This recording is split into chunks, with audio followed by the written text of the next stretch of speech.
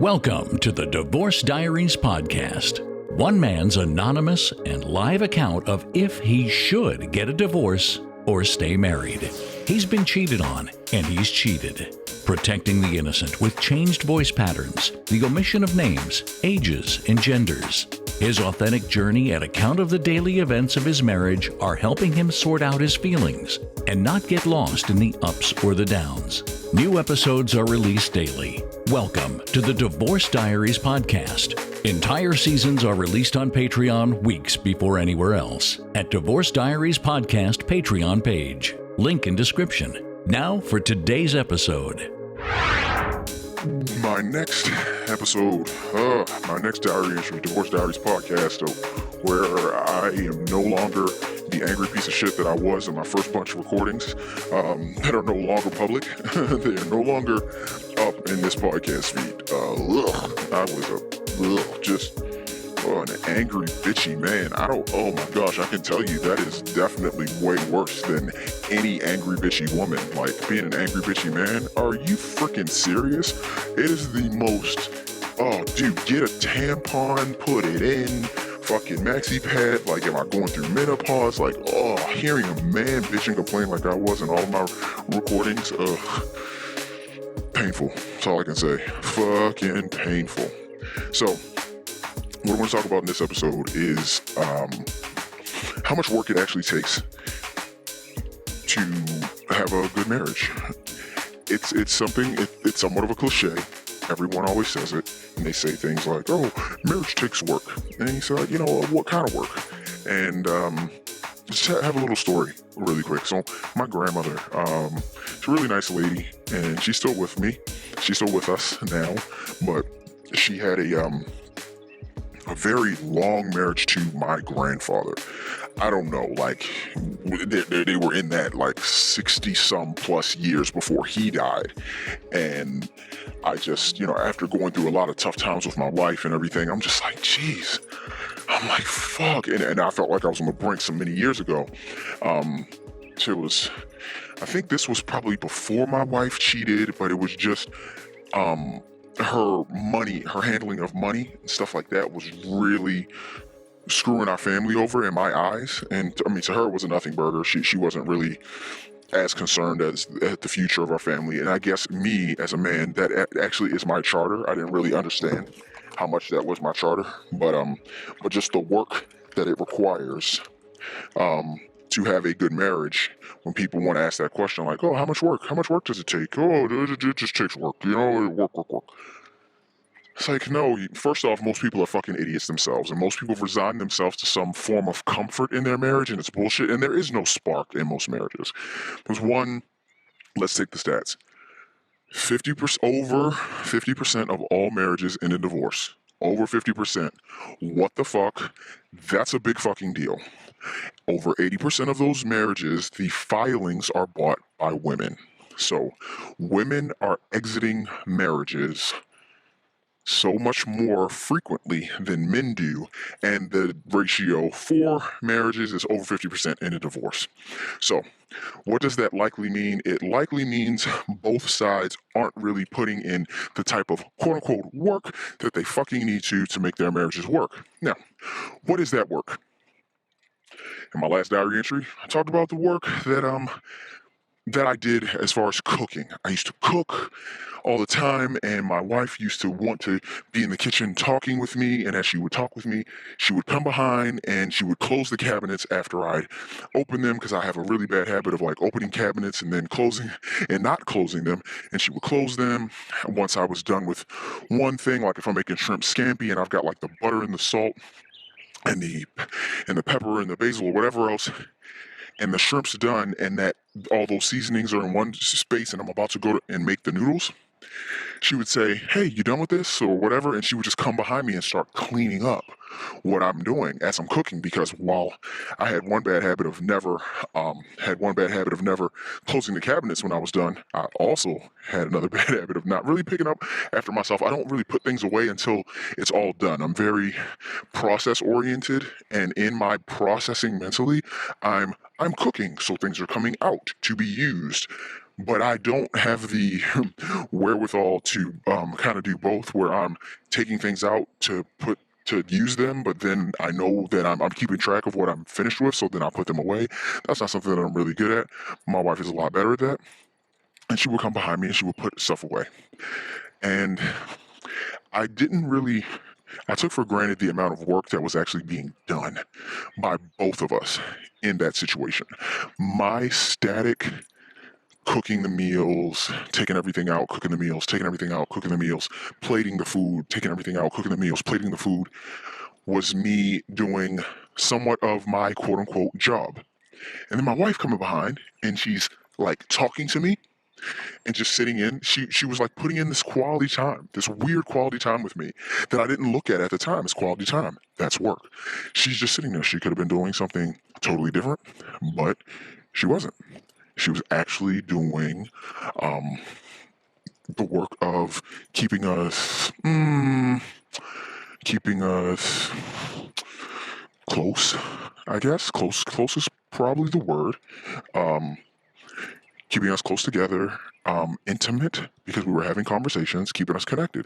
And whatever we talk about, we may talk about the kids, we may talk about our days, we may talk about money, we may talk about family, extended family, we may talk about vacations that we're planning, we may talk about anything, a YouTube video we saw. It doesn't matter, but we're just kind of talking and connecting.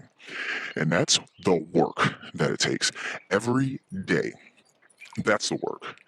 And we'll talk about the inverse of that work. So my wife eventually, she stopped doing that because maybe she got caught up doing something, or she started working on her degree. Let's go with that.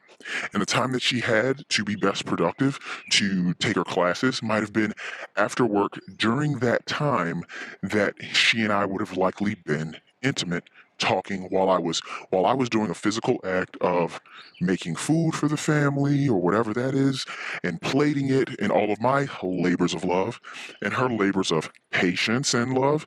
She's talking to me and she's cleaning up after me. So then there's only not a little bit of dishes for the kids to do, but there's substantially less, and less kitchen for them to clean up, and always putting things away and all those things. So there was just so much work that was being put in between the intimacy in our relationship, with me cooking and then her cleaning and then us talking.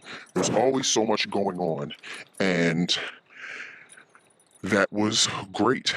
But that is the work, and that is just in that 2 hour window from the time I get home to the time we're sitting down to have dinner. That's the work. The work is also me not oversleeping in the mornings so that I can make sure I got the kids out. So there's no stress on the family because of that. Her making sure that she gets to work on time so she can get back and pick the kids up from daycare, or get them home from school. Those are the things that she needed to do. Those were her crosses to bear. That was the work. And then making sure that dinners are planned in advance or something like that, so that there's no scrambling. Because if there's scrambling, that might mean there's no intimacy with us, and we're not connecting, and there's nothing for me to cook, and there's nowhere for her to sit so we can talk, and we take for granted that we were actually unwinding together in a weird way while connecting, and that's the work. And then furthermore, the work would be her saying to me, I just want to stop you for a second. The amount of consistency and the amount of meals that you cook for us, I really love it. I think it's sexy, and I think you're great for doing that. And thank you, husband. I love you. And me, hey, the fact that you can put up with me leaving cabinets open and everything like that, and all the other quirks that I have, I really know that I wouldn't be able to, I wouldn't be able to do anything like that. Like, it seems like that would really piss me off, but somehow you're really calm and you really handle that like it's nothing. I mean, I absolutely love it. Thank you so much. You're such a sweetie. And thanks for cleaning up after me, because you really make dinner go smoothly. And I do enjoy cooking with you in the room. Thanks so much. And those things were so good. But that's the work. That's the work. And I'm just talking about dinner and a little schedule, then some thank yous. And that shit has to be consistent. You've got to constantly say, thank you. You've got to constantly shout out your wife. You've got to constantly shout out your husband. You've got to constantly give the attaboys. You've got to constantly do it. That is the fucking work. If anybody wants to know what's the work, what do you mean? What's the work that it takes for marriage to work? That's the fucking work that it takes for marriage to work. There are no ifs, ands, or buts about it. That's the work. It's got to be consistent. That is the work. So don't let people just say like, oh, it just takes work. Marriage is a hard work. It's like, no. You got to break it down every single day. And you are literally managing the emotions and the feelings of another person by putting in that work. And just like any other job, when you take days off, the work piles up. And the work could pile up in the form of resentment. The work can pile up in the form of hate, or the work can pile up in the form of frustration.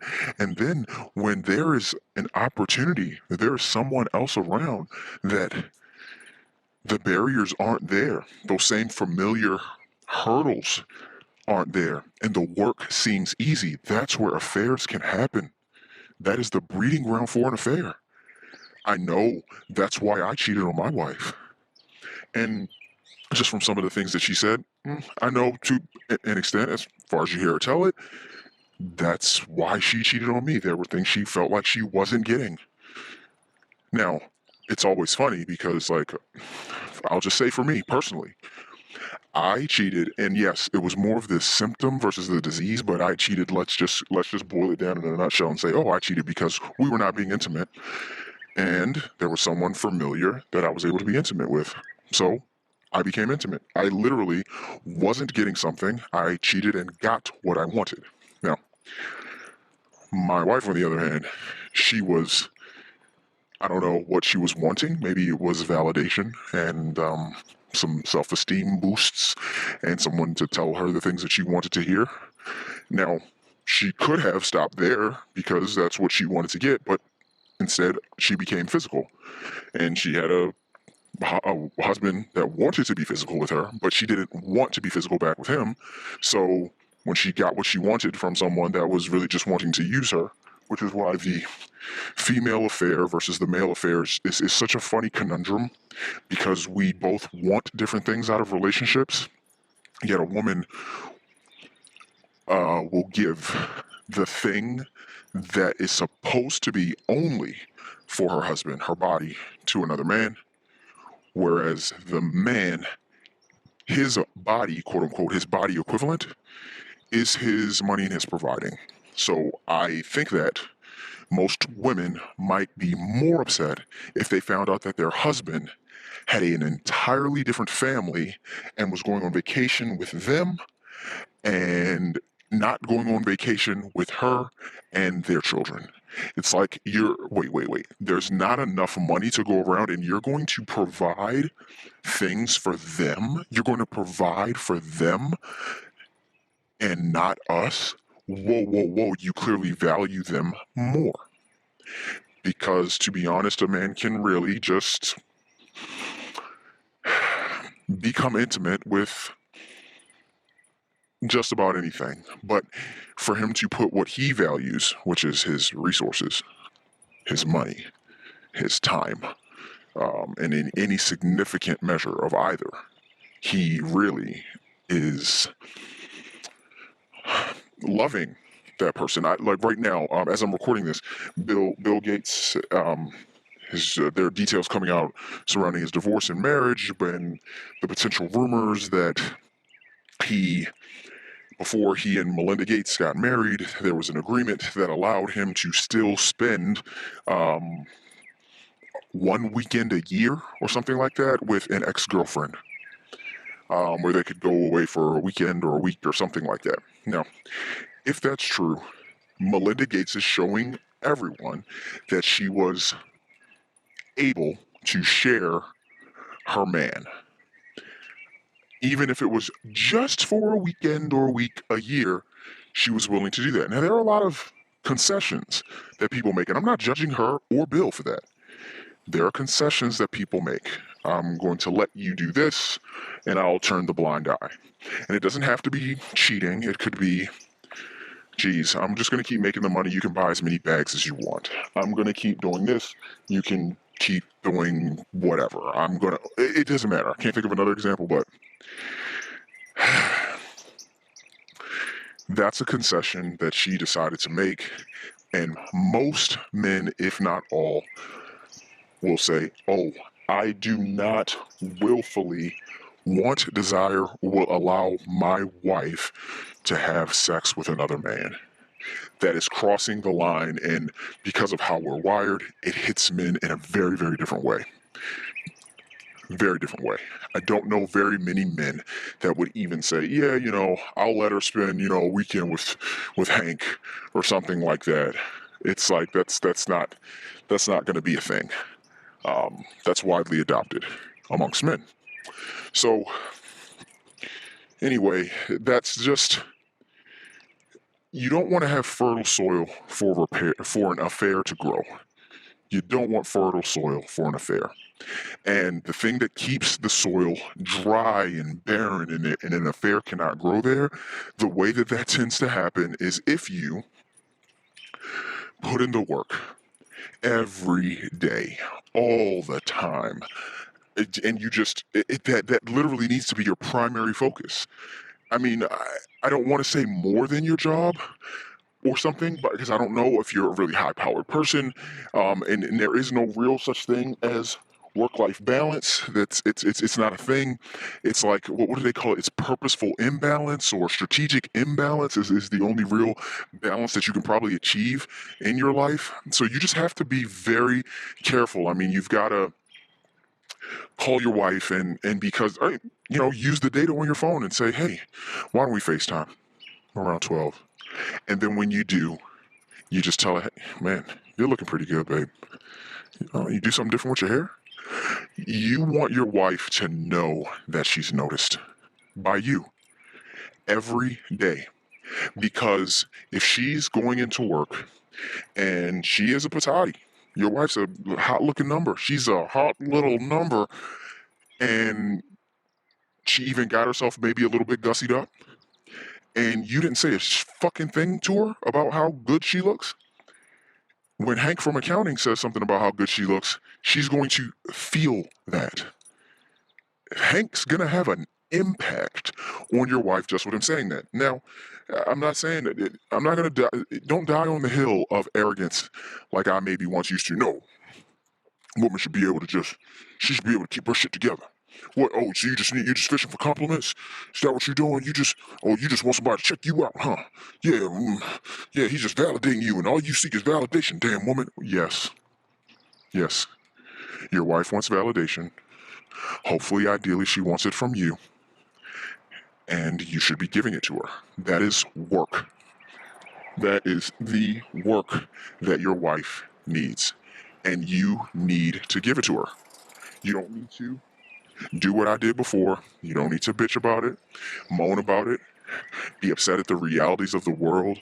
Oh, my wife this. I'm so upset. How could she just want this, want that, and don't I do enough? And then you just make it about you, and you start bitching, and you do all of your stupid man shit that I used to do, making your life way harder. Don't do any of those things.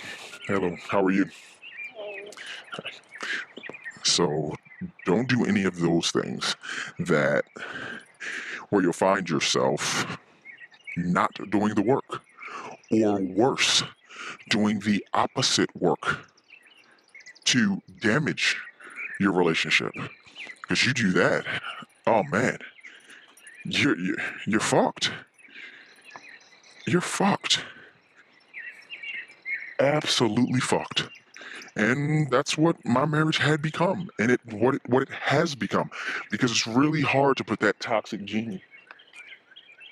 It's really hard to put that toxic genie back in the bottle. Once I missed all the validation, she started missing really with all the intimacy, and there's just so many things. It literally is just a snowball of garbage that's happening in our in our relationship. And it's like, and now because so much time has gone by, I don't even want to put in any of the work. And that's why I said now knowing what I know about marriage and the amount of work that it takes, I don't want to put in that much work for another person. I don't want to do it. I'm actually strongly against it because I know I need to. I am the one. It's a really big charge. It's like I'm understanding what the commitment of marriage means more and more. The further and further I want to get away from it, I'm like, whoa, it is a big commitment to another person. I really need to be a lot of things really consistently and really patiently for my wife. I really need to be there for her. I really need to make sure that, I need to check in with her just enough, but not too much, but not too little. I need to ask her how she's feeling and what's going on, but I need to not pry, and I need to care but not smother. I need to talk to her but not limit. I need to share with her my problems but not overshare so that she doesn't feel like I'm dumping on her. And it's a really, really, really big focus that I've got to have. And yeah, it's just really,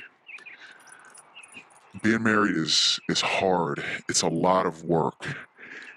And I know now, like, knowing my wife and who she is and what she does, what she's capable of doing, what I do, what I'm capable of doing, I know now that I'm like, hey, if she's single, I'm single. It's like, hey, do you want to, you get down on one knee right now and you could propose to your wife, would you do it? Or you could propose to this girl, would you do it? And I'm like, oh, fuck no, I'm not doing that. No, I do not want to. One, be married, yes, but two, be married to this person, because now it's like I am decades in knowing my wife, and I'm like, oh, by no means, under no circumstances, would I get down on one knee and marry this woman. There's no way. I believe that it's just a little bit too much of this. I believe that it's not enough of that. I believe that the things that frustrate me at this point in my life are going to, it would only make our relationship more and more difficult. And all of those things would actually be a fact. They just would be. And it would be something really, really tough on us as a married couple. I don't want to have to ask someone not to spend their money. I would want to be with someone that's like, "Ooh, I'm not going to misspend. I want to sit down around, have a couple of drinks with the woman that I'm with, and she's like, oh, there are these like handful of dumb money decisions that I made, and they're a little bit more, what's the word? They're a little bit more like instances and not habits. Like, oh my gosh, I remember I bought this $600 pair of shoes, and I just stared at them after the fact, and they were on clearance, and so they didn't have a return policy, so I bought them, and oh my gosh, it was almost like I instantly regretted it. And then I did this, and I instantly regretted it. I did that, I instantly regretted it. Things like that are conversations that I want to have. Or, man, this is a really big purchase, and I don't regret it. Like, I've got a really expensive watch. For me, really expensive. I'm sure for like Matt Damon or something like that, or Robert Downey Jr., he collects watches. I'm sure for him, it's not that big a deal. He's just like, you spent how much on a watch? And you think that's a lot? Whatever. But, scale is scale. And that's what I spent. So for me, it's a whole shit ton of money. I can't believe I spent it. But those are the conversations that I would like to have with the person that I'm with. I don't want the conversations to consist of something that's different, like, yeah, I've got like $50,000 in credit card debt, and I've had this credit card debt for like 20 years. And I'm like, wow, do you know how much interest you've been paying? And you've probably paid like maybe $300,000 on that $50,000 debt. Do you understand that well, yeah, and then, so I'm now having a conversation not about instances. I'm having a conversation about the habits, who you are and how you spend and your perspective on spending, because you keep doing the same things and you never really pivoted. You never really came up with a way to get yourself out of this situation. You just continued down the path, further putting yourself in what you could call a quote-unquote rut. And I'm just like, wow. So now I know that about my wife, that it's just like, it's going to be hard for me to be the best husband that I can be, the best version of me that I can be, based on the things that she does and the way that she views the world. That doesn't mean her views are wrong or anything like that to me. It just means, holy shit, I don't think I can really fuck with this. Like, wow, wow. This is just gonna be, I'm gonna be a shitty person to you because of how you live, and you're gonna respond in shitty ways to me because of how I'm responding to how you're living your life. And that's just hard, and that's why I know that I want a divorce from her, because just how we choose to live our lives with our ideals and our morals and our practices are just so different. And I'm saying that in a way not from anger. I'm just like, I get it now. We're just different. We're just different people, and that's okay. Wow. That was the Divorce Diaries podcast. The Daily Saga will continue tomorrow. The full season's episodes are on Patreon now. Subscribe for early access. Click the Patreon link in the description. Hopefully, these entries help our anonymous recorder as a form of his own personal therapy. That's his hope and his intention. Will these recordings of life's curveballs lead this family to the best resolution in the end? We'll keep listening. New episodes are released daily on all podcast players, but all episodes are available on Patreon at Divorce Diaries Podcast Patreon page. Until next time.